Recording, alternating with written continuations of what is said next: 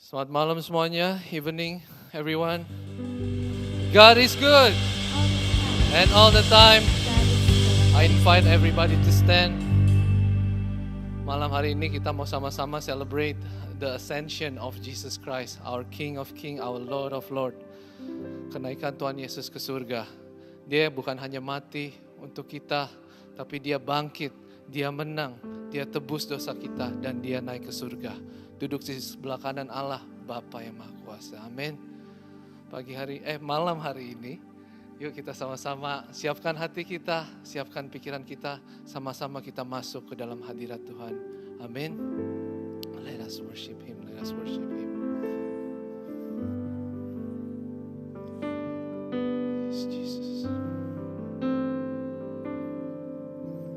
Dalamnya kasih-Mu Bapa, terlebih dari segalanya, pengorbanan yang termulia selamatkan ku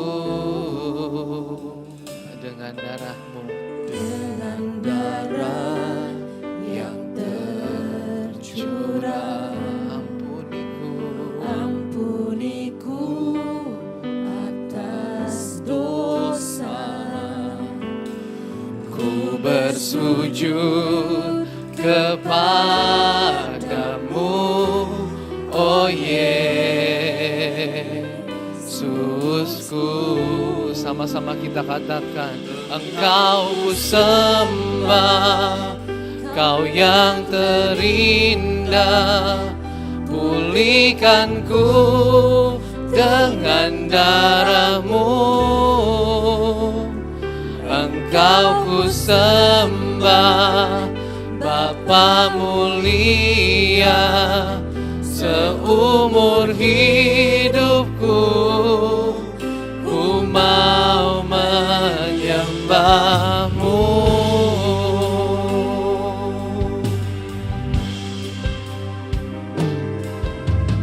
Dalamnya kasih-Mu Bapa, terlebih dari segalanya,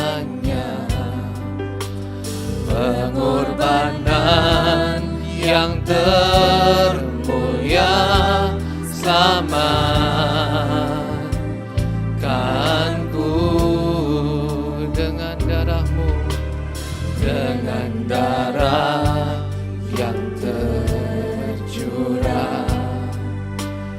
Ampuniku atas dosa, ku bersujud kepadamu, oh Yesusku.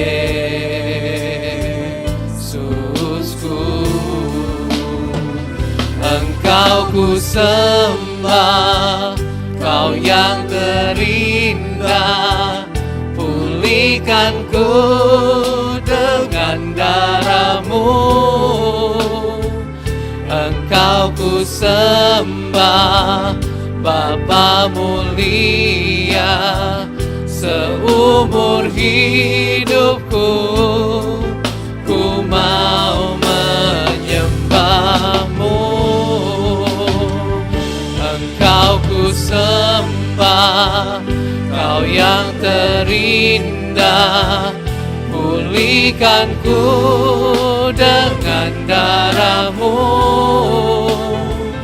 Engkau ku sembah, Bapa mulia, seumur hidupku ku mau menyembah-Mu.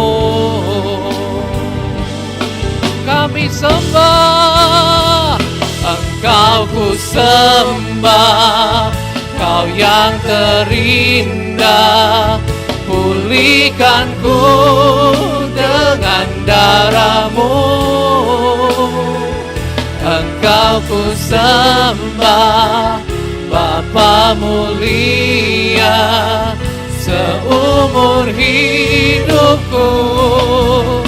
Ku mau menyembah, Kau ku sembah, Kau yang terindah. Pulihkanku dengan darah-Mu. Engkau ku sembah, Bapa mulia, seumur hidupku. Ku mau menyembah-Mu.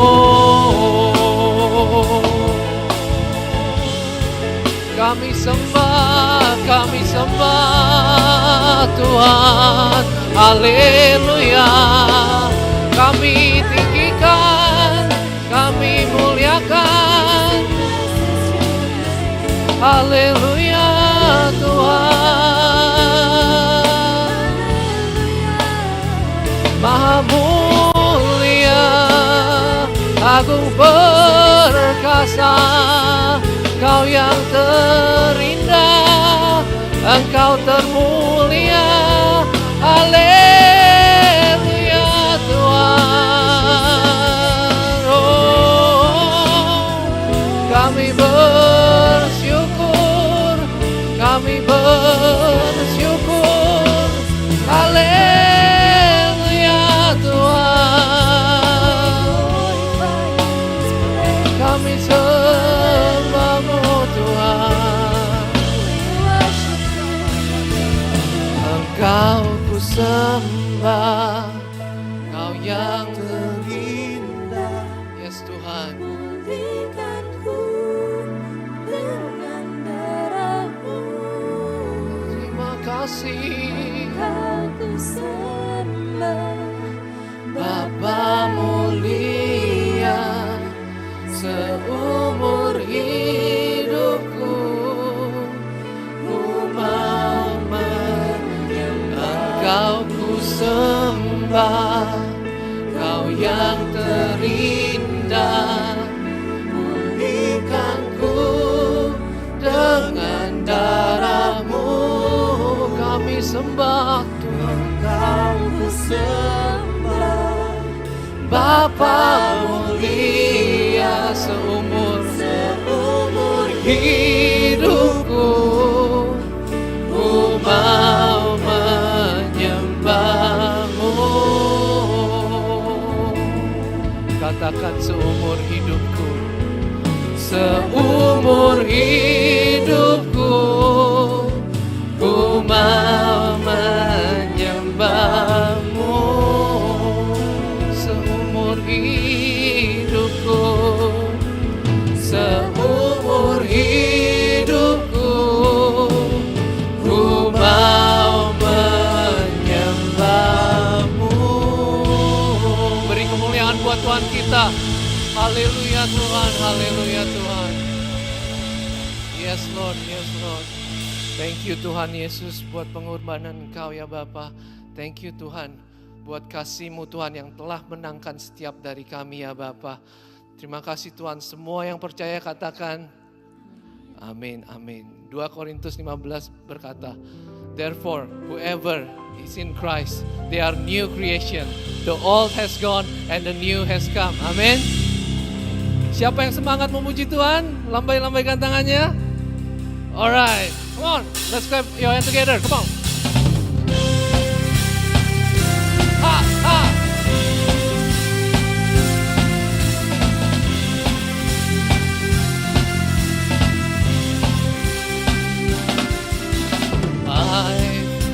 You we're so alive, with new hope in our heart, for the freedom that you gave. Yeah, the freedom in our lives. Our life have been redeemed by the beautiful blood of Christ. So now we come to you, and now we worship you. Make all things possible. You reign victorious. Are you ready, church? All our voices sing. All creation bring their adoration for the King who reigns in Behold the one who's making all things new. And we have been redeemed. Yes, we have been set free, and you are all we need. And now our life will shine for all to see. Come on! He makes all things new. Sing alive! Alive! In you we're so alive. With new hope in our hearts. For the freedom that you gave, yeah, the freedom in our lives. Our lives have been redeemed by the beautiful blood of Christ. So now we come to you. So now we worship you. Make all things possible. You reign victorious. Are you ready, church? All our voices sing, all creation bring their adoration for the King who reigns in glory. Behold the one who's making all things new. Yeah, we have been redeemed. Yes, we have been set free, and you are all we need. And now our life will shine for all to see. Come on! Let's clap your hands together.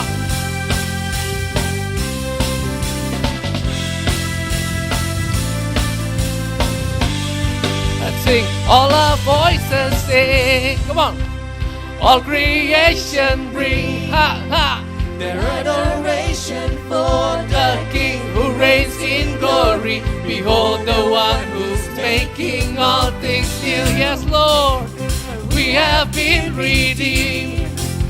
Yes, we have been set free, and you are all we need. So now our life will shine for voices sing.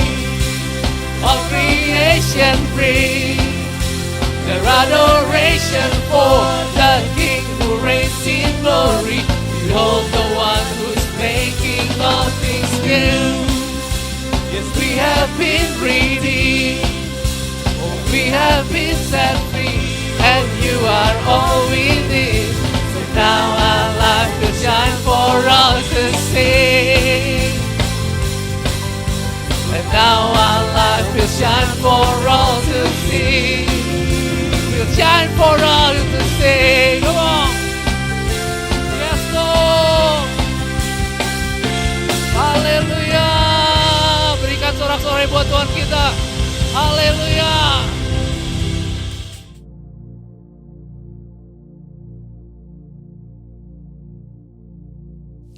Shalom semuanya. Alkitab berkata, Yesus mati karena dosa-dosa kita. Dia dikuburkan, tetapi pada hari yang ketiga, dia dibangkitkan. Haleluya! Setelah Tuhan Yesus bangkit, selama 40 hari Tuhan Yesus menampakkan diri kepada lebih dari 500 murid-muridnya untuk membuktikan bahwa dia hidup. Setelah memberikan pesan yang terakhir, seperti yang terdapat dalam Kisah Para Rasul 1 ayat 8, dengan disaksikan murid-muridnya, Tuhan Yesus terangkat ke surga. Saya percaya kalau kita berada di sana waktu itu, kita pasti akan sama dengan murid-murid Tuhan Yesus yang melihat bahwa Tuhan Yesus bertambah tinggi. Ketika mereka melihat ke bawah, ternyata kaki Tuhan Yesus sudah tidak menyentuh tanah lagi. Perlahan tapi pasti, Tuhan Yesus terangkat ke surga. Makin lama makin kecil, sampai ada awan yang menutupi dan hilang dari pandangan mata. Sementara mereka terheran-heran melihat ke langit, maka ada 2 orang yang berpakaian putih di dekat mereka yang berkata, "Hai orang-orang Galilea, mengapakah kamu berdiri melihat ke langit? Yesus ini yang terangkat ke surga meninggalkan kamu, akan datang kembali dengan cara yang sama seperti kamu melihat dia naik ke surga." Dari ayat ini, Saya percaya kalau yang melihat Tuhan Yesus naik ke surga adalah murid-muridnya Tuhan Yesus, maka yang akan melihat Tuhan Yesus turun dari surga adalah murid-murid Tuhan Yesus. Katakan amin. Sekarang Tuhan Yesus ada di surga. Apa yang dilakukan Tuhan Yesus di surga? Yang pertama, Tuhan Yesus berkata dalam Yohanes 14 ayat 1 sampai dengan 3, janganlah gelisah hatimu, percayalah kepada Allah, percayalah juga kepadaku. Di rumah Bapakku banyak tempat tinggal. Jika tidak demikian, tentu aku mengatakannya kepadamu.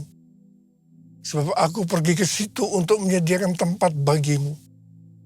Apabila aku telah pergi dan telah menyediakan tempat bagimu, aku akan datang kembali dan membawa kamu ke tempatku, supaya di tempat aku berada, kamu pun berada. Pesan Tuhan Yesus ini tujuan untuk murid-muridnya. Karena itu kalau kita mau ikut dalam pengangkatan, maka kita harus menjadi murid Tuhan Yesus. Murid Tuhan Yesus adalah kita-kita yang hidupnya sama seperti Kristus telah hidup. Karena kita hidup sama seperti Kristus telah hidup, maka kita akan menjadi serupa dengan gambarnya. Roma 8:29 berkata, sebab semua orang yang dipilihnya dari semula, mereka juga ditentukannya dari semula untuk menjadi serupa dengan gambar anaknya, supaya ia, anaknya itu, menjadi yang sulung di antara banyak saudara. Jadi goal kita sebagai orang percaya adalah menjadi serupa dengan gambar Yesus, yaitu murid Tuhan Yesus.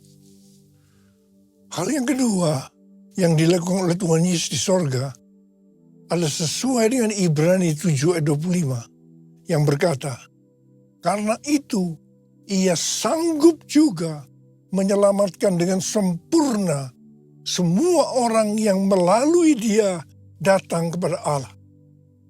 Sebab ia hidup senantiasa untuk menjadi pengantara mereka. Tuhan Yesus di sorga menjadi pengantara kita. Artinya sebagai pendoa syafaat bagi kita, supaya kita selamat secara sempurna. Kalau kita berbicara tentang keselamatan, maka ada 3 hal yang harus diperhatikan. Yang pertama, bisa kehilangan keselamatan. Yang kedua, hampir-hampir tidak diselamatkan. Dan yang ketiga, selamat dengan sempurna. Hal yang pertama, orang yang sudah percaya bisa kehilangan keselamatan. Matius 7 ayat 21 sampai dengan 23 berkata, bukan setiap orang yang berseru kepadaku, Tuhan, Tuhan, akan masuk ke dalam kerajaan surga, melainkan orang yang melakukan kehendak Bapakku yang di surga. Pada hari terakhir, banyak orang akan berseru kepadaku, Tuhan, Tuhan, bukankah kami bernubuat demi namamu, dan mengusir setan demi namamu, dan mengadakan banyak mujizat demi namamu juga? Pada waktu itulah aku akan berterus terang kepada mereka dan berkata, aku tidak pernah mengenal kamu. Enyahlah dari hadapanku, hai kamu yang melanggar perintah Allah. Ini merupakan peringatan bagi hamba-hamba Tuhan yang sedang dipakai oleh Tuhan. Agar pelayanan yang diberikan oleh Tuhan semata-mata hanya untuk menyatakan kemuliaannya. Bukan untuk kemuliaan diri sendiri. Bukan untuk mencari keuntungan pribadi. Bukan untuk popularitas, di mana ini bisa mengakibatkan hilangnya keselamatan. Contoh, seorang murid yang kehilangan keselamatannya adalah Yudas. Yudas mengikuti Yesus begitu lama. Bahkan dicatat dalam Lukas 9 ayat 1 sampai dengan 6.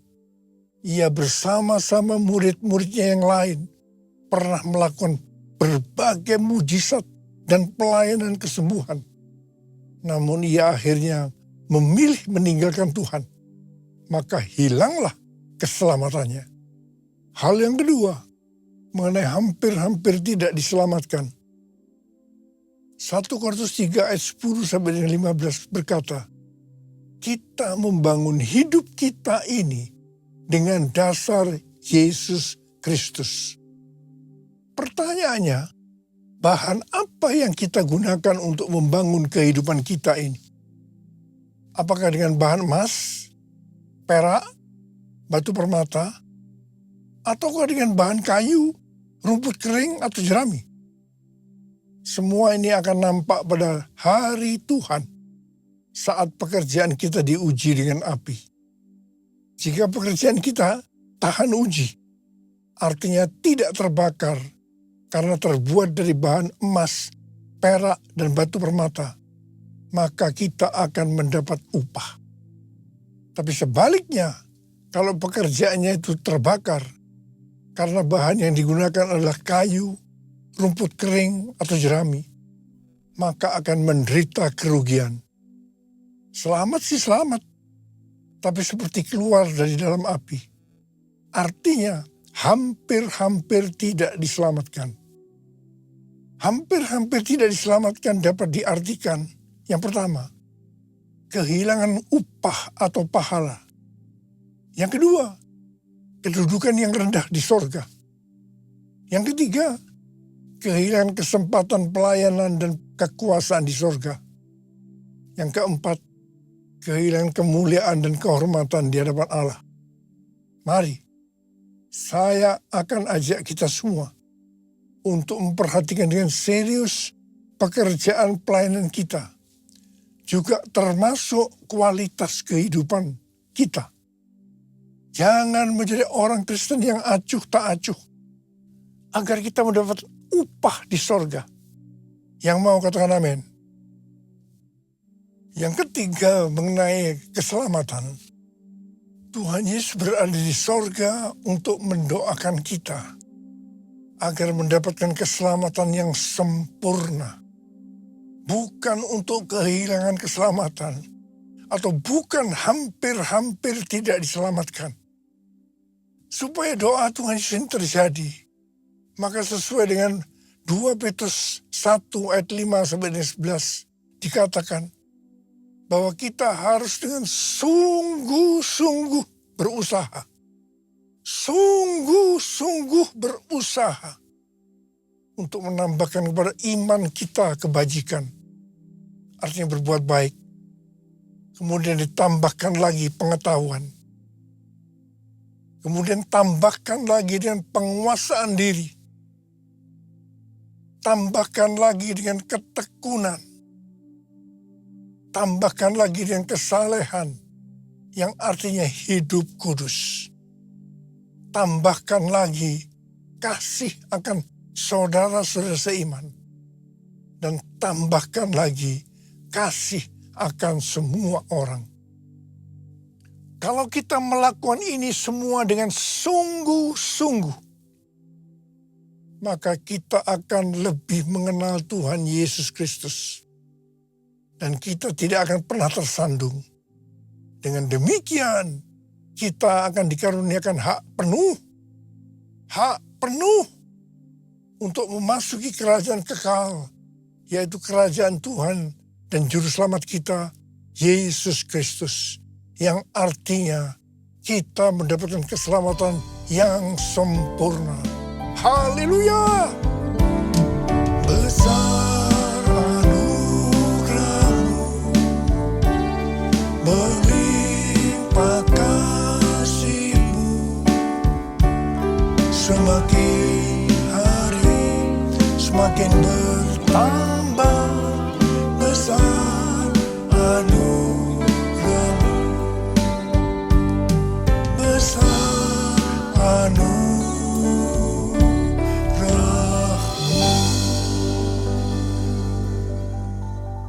Hal ketiga yang dilakukan oleh Tuhan Yesus di sorga adalah mencurahkan Roh Kudus.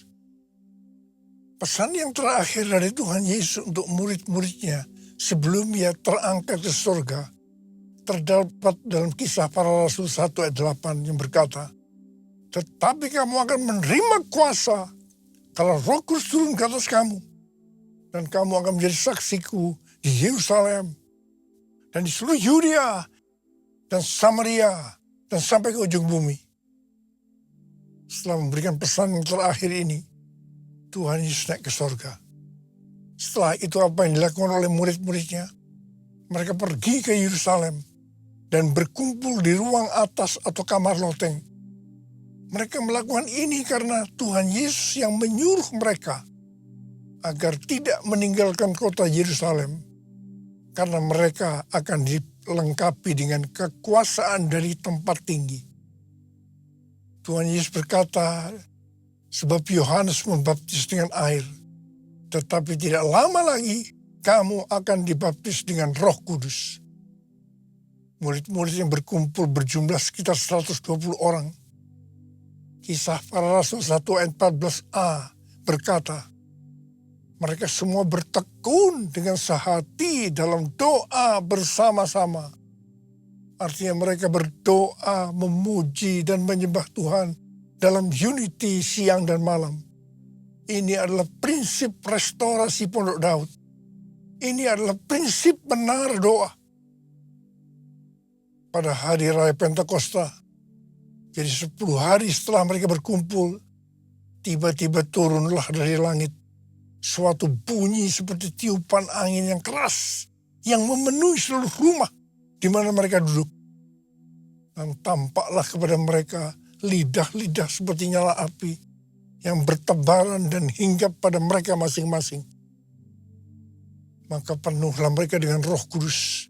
Lalu mereka mulai berkata-kata dalam bahasa-bahasa lain, seperti yang diberikan oleh Roh itu kepada mereka untuk mengatakannya. Itu adalah bahasa Roh. Orang yang dibaptis dengan Roh Kudus atau dipenuhi Roh Kudus, tanda awalnya adalah berbahasa roh.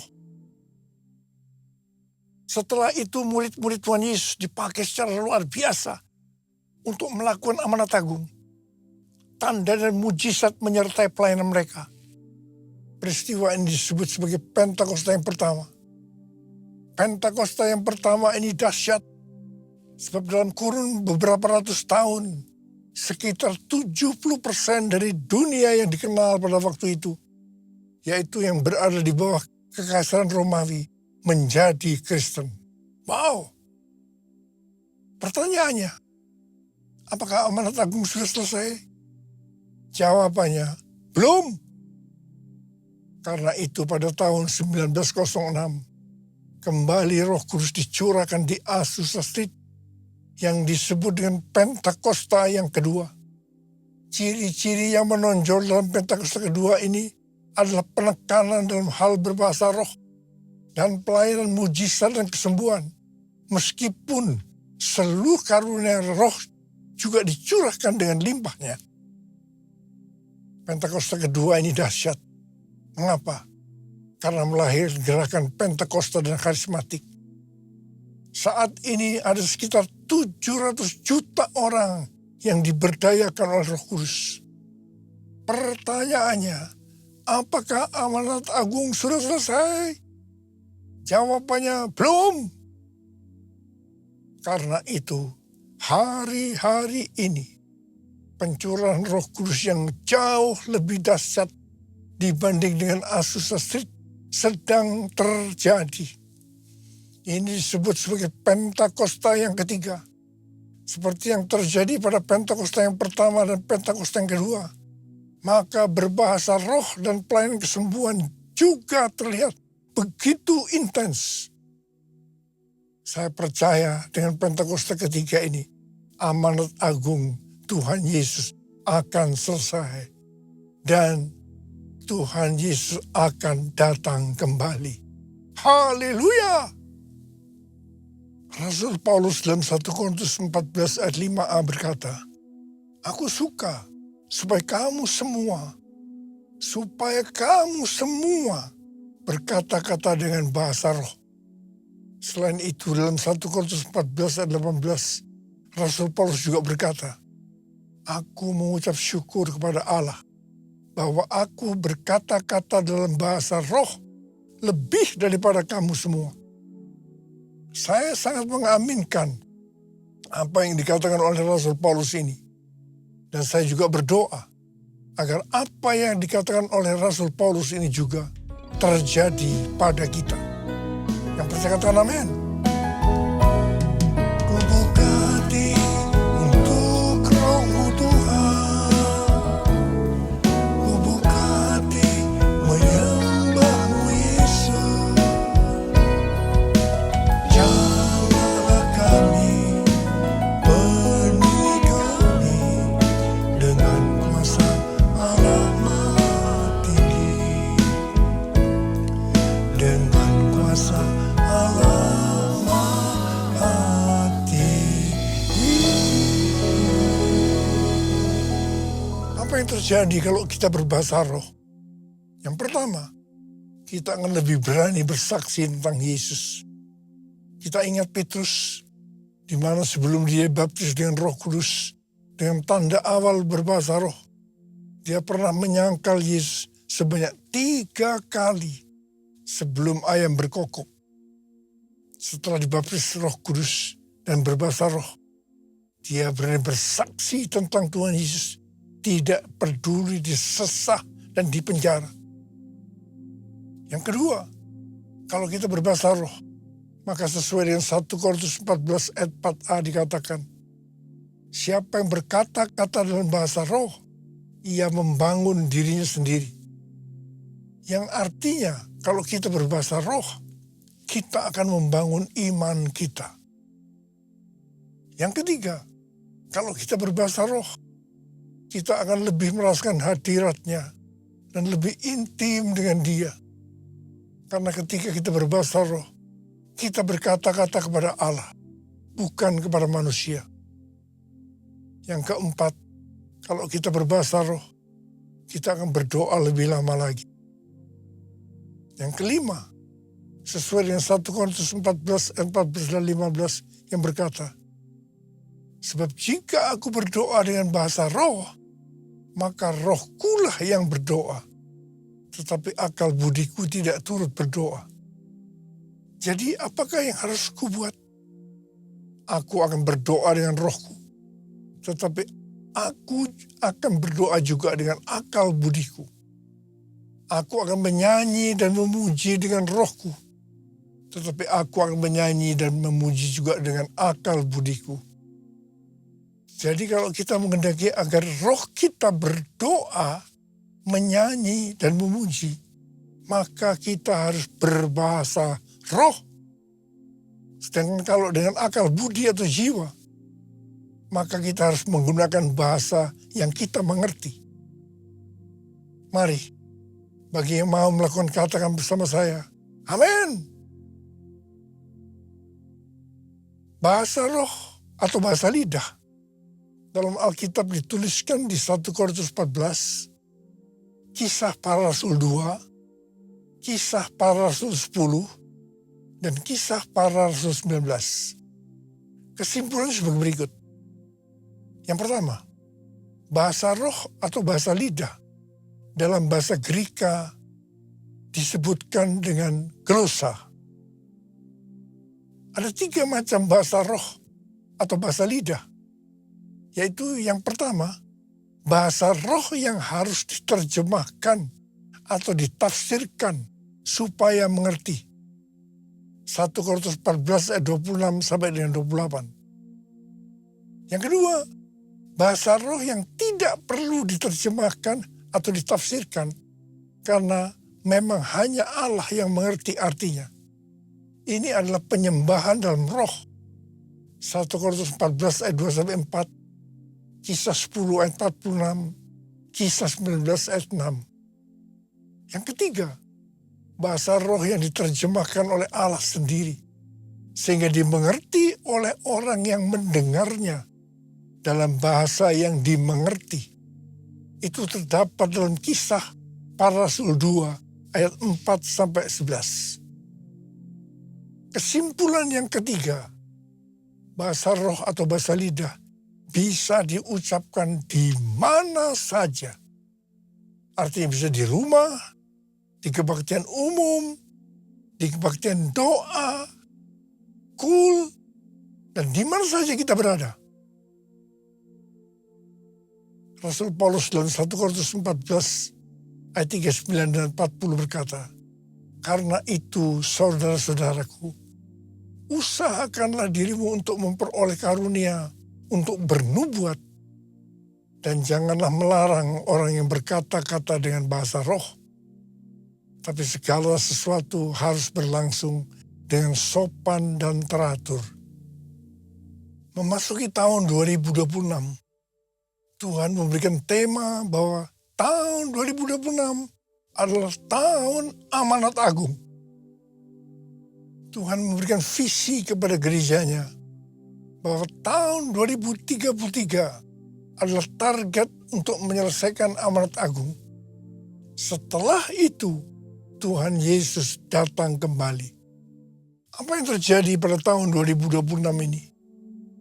Pesan yang Tuhan sampaikan sejak tahun 2025 tentang kondisi global yang tidak sedang baik-baik saja akan terjadi lebih dahsyat pada tahun 2026 ini. Tahun 2026 tahun yang penuh ketidakpastian. Tahun di mana peperangan, bencana alam, krisis ekonomi yang makin hebat. Tahun di mana keadaan akan semakin sukar. Ke depan ini kita memasuki tahun yang berbeda. Tuhan berpesan melalui Yeremia 33 ayat 3. "Berserulah kepadaku, maka aku akan menjawab engkau dan akan memberitahukan kepadamu hal-hal yang besar dan tidak terfahami, hal-hal yang tidak kau ketahui." Ada 3 langkah yang harus kita lakukan. Yang pertama, doa. Yang kedua, berdoa.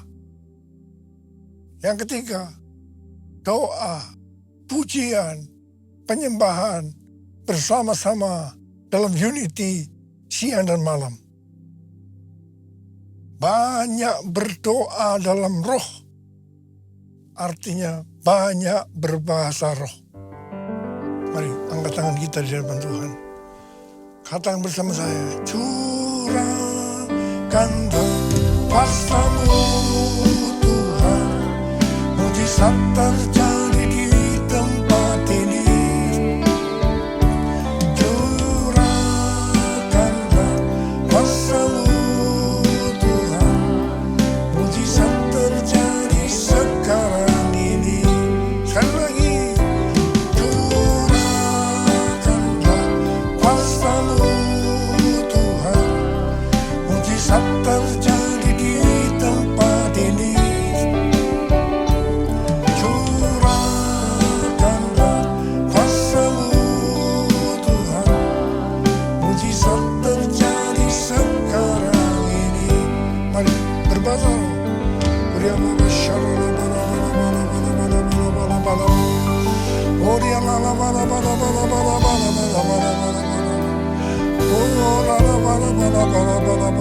Tuhan, hamba berdoa buat anak-anak-Mu yang belum berbahasa roh. Tuhan, mereka angkat tangan di hadapan Tuhan. Berikan mereka bahasa-bahasa yang baru ya Tuhan. Terima pengurapan Tuhan. Terima. Curahkanlah kuasa-Mu Tuhan, mujizat terjadi di tempat ini. Curahkanlah kuasa-Mu Tuhan, mujizat terjadi sekarang ini. Mujizat terjadi sekarang ini.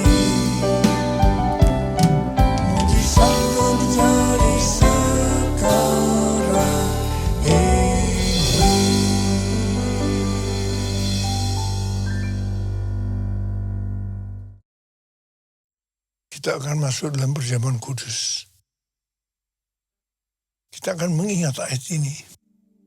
Sebab setiap kali kamu makan roti ini dan minum cawan ini, kamu memberitakan kematian Tuhan sampai Ia datang. Perjamuan kudus adalah perjamuan Tuhan Yesus sendiri. Setiap kali kita masuk dalam perjamuan kudus, Tuhan Yesus selalu berkata, biarlah ini menjadi peringatan akan daku. Karena itu mari, arahkan hati kita kepada kebaikan Tuhan. Tundukkan kepala, kita akan mengingat kebaikan Tuhan. Supaya lebih mengasihi Tuhan Yesus. Kita lebih mengasihi satu dengan lain. Ya Tuhan, terima kasih. Siapakah kami ini sebelum kami mengenal Engkau ya Aba? Kami semua orang berdosa. Upah dosa adalah maut, mati. Tapi Engkau yang tidak berdosa telah dijadikan dosa oleh karena kami. Engkau harus turun dari surga mulia. Mati ganti kami dengan penderitaan yang luar biasa. Sungguh kalau kau memikirkan Tuhan, betapa baiknya Engkau itu. Kau jadikan kami sebagai anak-anak-Mu. Engkau tuntun, Engkau bela, Engkau lindungi, Engkau berkati kami. Engkau hajar juga kalau kami salah Tuhan. Itu Engkau ya Aba. Itu Engkau. Bapa terima kasih. Tuhan akan memberkati kita melalui perjamuan kudus. Tapi Tuhan mau kita makan dan minum dengan cara yang benar. Karena itu masing-masing berdoa. Lihat keadaan diri masing-masing. Introspeksi. Kalau ada hal-hal yang Tuhan ingatkan untuk diselesaikan saat ini, langsung minta ampun. Ampuni saya. Ampuni. Ampuni Tuhan. Ampuni. Kau melihat anak-anak yang minta ampun padamu ya Tuhan. Ampuni. Ya Tuhan, kami akan masuk dalam perjamuan kudus dengan hati yang penuh ucapan syukur. Layakkan kami. Makasih. Dalam nama Yesus. Amin. Mari kita angkat roti di tangan kanan kita tinggi-tinggi. Sebab apa yang telah kuteruskan kepadamu telah aku terima dari Tuhan. Yaitu bahwa Tuhan Yesus pada malam waktu Ia diserahkan mengambil roti. Dan sesudah itu Ia mengucap syukur atasnya. Ia memecah-mecahkannya dan berkata, inilah tubuhku yang diserahkan bagi kamu. Perbuatlah ini menjadi peringatan akan aku. Saudara dikasih Tuhan. Bukankah roti yang kita pecah-pecahkan ini adalah persekutuan kita dengan tubuh Kristus? Mari kita makan dalam nama Yesus.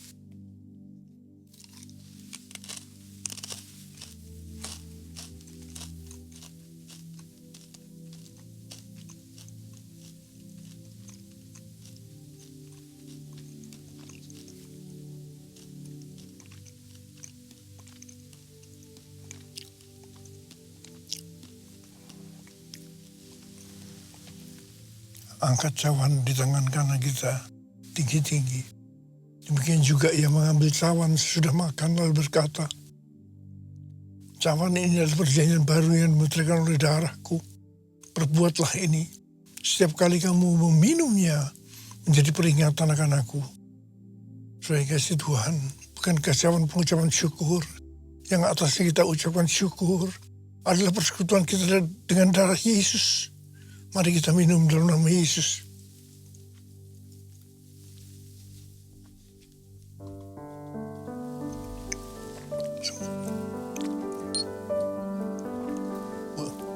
Angkat tangan kita di hadapan Tuhan.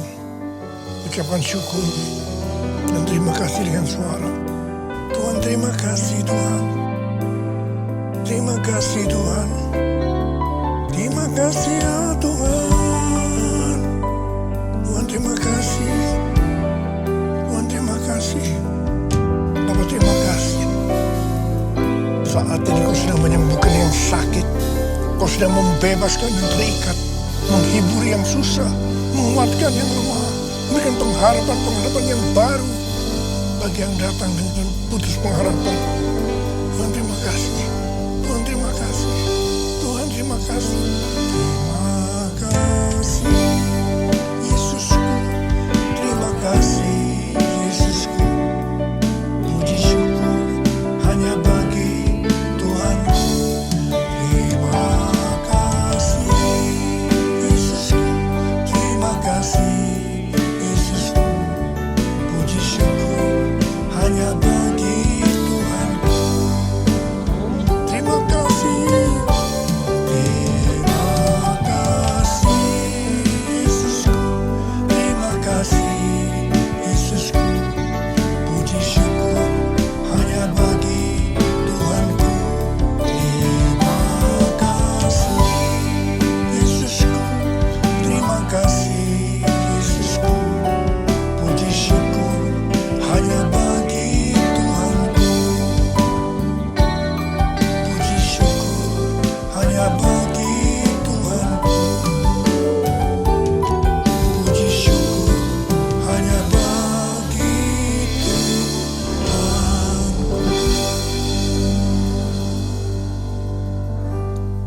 Terimalah berkat Tuhan. Kasih karunia yang berlimpah-limpah dari Allah Bapa dalam Anak yang tunggal, Yesus Kristus. Persekutuan yang manis dengan Roh Kudus menyertai kita semua mulai hari ini sampai Tuhan Yesus datang menjemput kita di awan-awan dan bahkan sampai selama-lamanya. Yang percaya bersama-sama katakan amin.